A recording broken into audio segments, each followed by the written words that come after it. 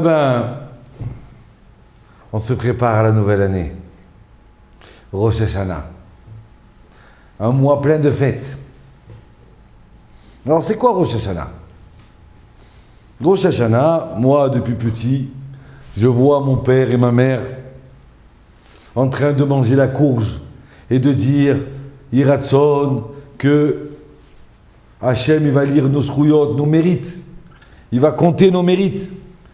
Et on va manger la grenade. Et on dit à Hachem, que Hachem, il fasse que on soit rempli de mitzvot.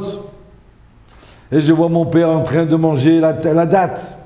Hein, que Dieu fasse que tous nos ennemis s'effacent. Alors voilà.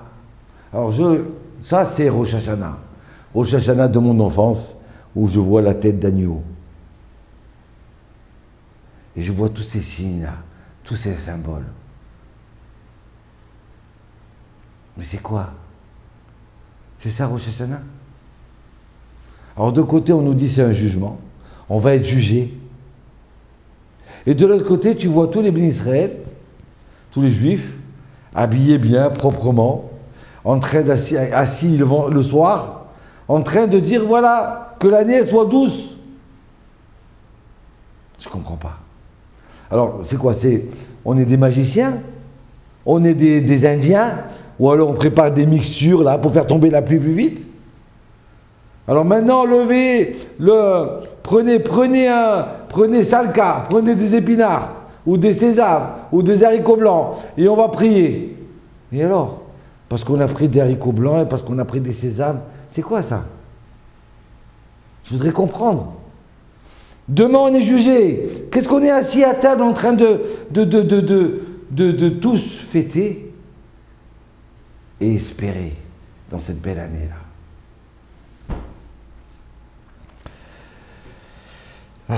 Alors on va essayer d'expliquer.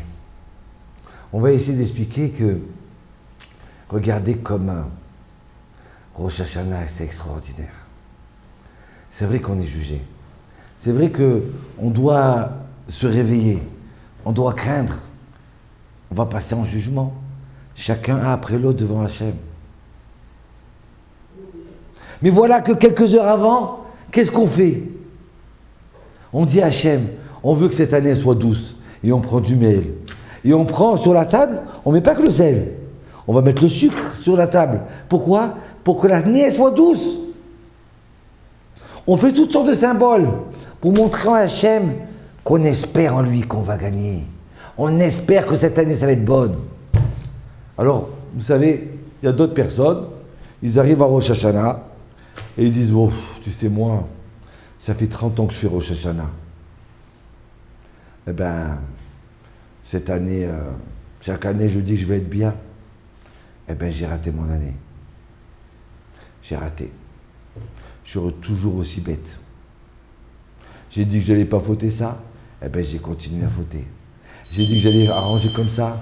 Eh bien, j'ai continué. Donc alors, vraiment, maintenant, je vais être jugé. J'ai perdu le jugement. J'ai perdu. Quoi, moi, un type, ça fait 40 ans que j'existe et je vais changer? Je ne vais pas changer, je vais rester le même. Donc alors, je vais arriver au jugement, la tête basse, et je vais recevoir les coups que je mérite. Nos sages, ils viennent et nous disent, aïe, aïe, aïe, écoutez bien comme c'est merveilleux ça. Nos sages nous disent, demain tu vas être jugé, mets du sucre sur ta table, que ton année soit douce. Ah, mange des grenades pour dire que cette année tu vas être rempli de mitzvot. Oui, tu peux changer. Tu vas changer cette année. Il ne faut pas te désespérer. Tu peux arriver à te changer. Parce que si tu t'espères, c'est sûr que tu ne te changeras jamais.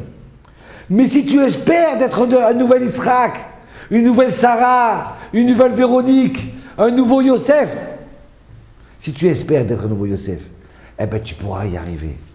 Mais si tu n'espères pas, tu n'y arriveras jamais. Donc nos sages ils viennent nous disent, regardez, asseyez-vous à table avec toute la famille. Non, on n'est pas des Indiens, non, on n'est pas des magiciens. Mais on va s'asseoir et on va manger ces symboles et on va prier. On va activer 3 choses, écoutez bien. On va activer l'acte, On va manger la date. On va activer la parole et on va activer la pensée. Pour qu'un homme, il change, il a 3 forces en lui.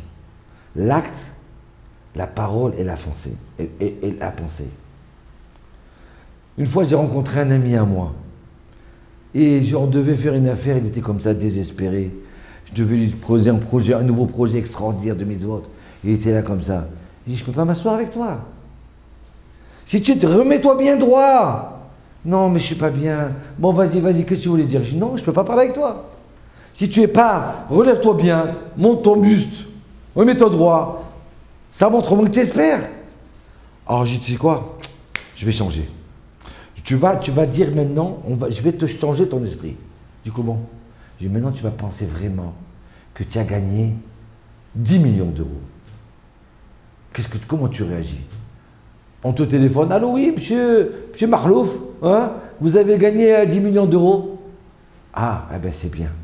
Je dis, comme ça tu réagis? Mais tu es un menteur. Alors vas-y. Ah, merveilleux. Non, c'est pas comme ça.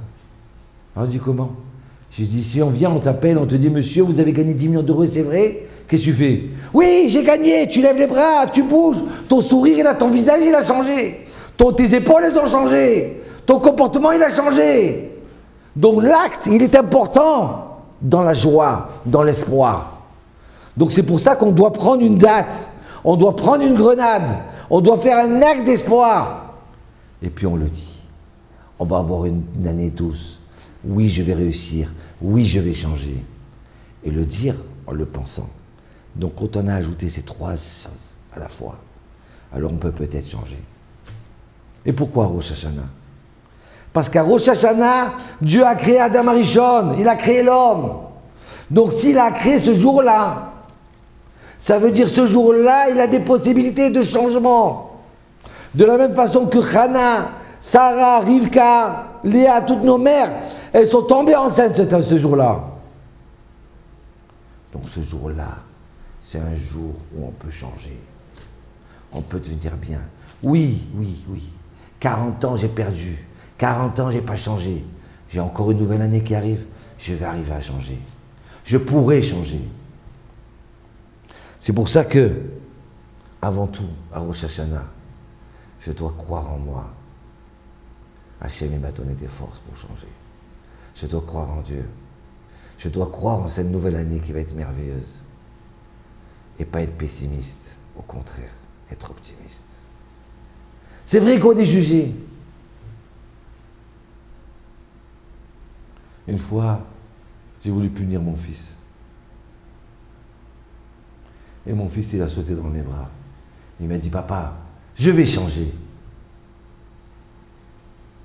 Même si j'avais des doutes sur son changement. Mais il a tellement dit de façon tellement belle. Je voulais donner encore cette chance-là. Même après 40 ans. C'est pour ça qu'on sonne le chauffard. Le chauffard, c'est pas une nouvelle trompette, c'est pas un bruit d'ordinateur ou d'un...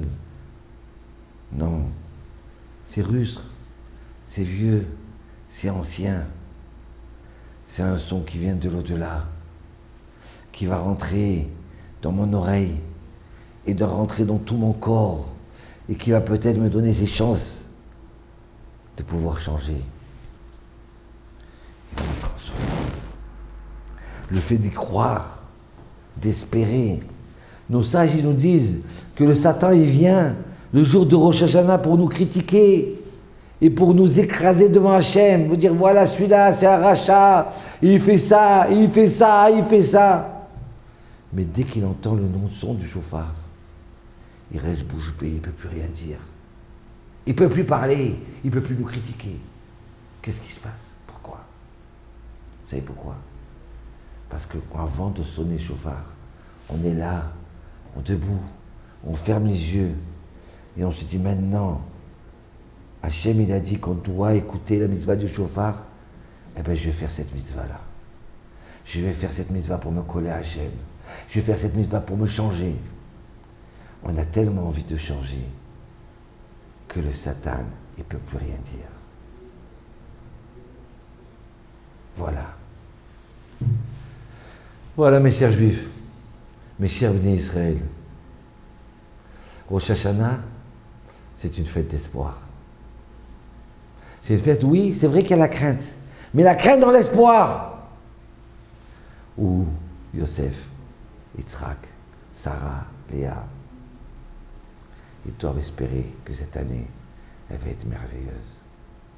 Et je vous souhaite, à vous tous mes amis, une bonne année. Une année douce comme le miel. Une année où vous aurez la possibilité de voir la moitié du verre plein. De voir que des bonnes choses. Que des gens gentils. Que des gens qui vous aiment.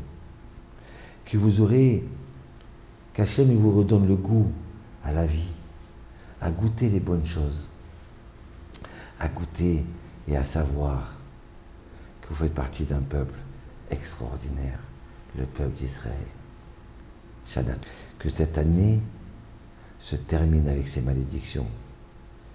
Que cette année commence avec des bénédictions et des bénédictions et des bénédictions.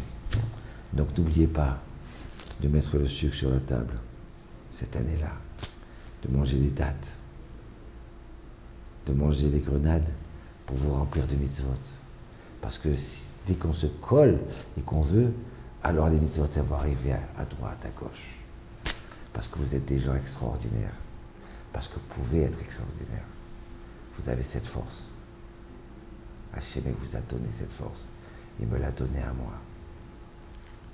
Donc, Shana Tova ou Metuka, que vous ayez une bonne année, douce, comme le miel, comme le sucre. Amen.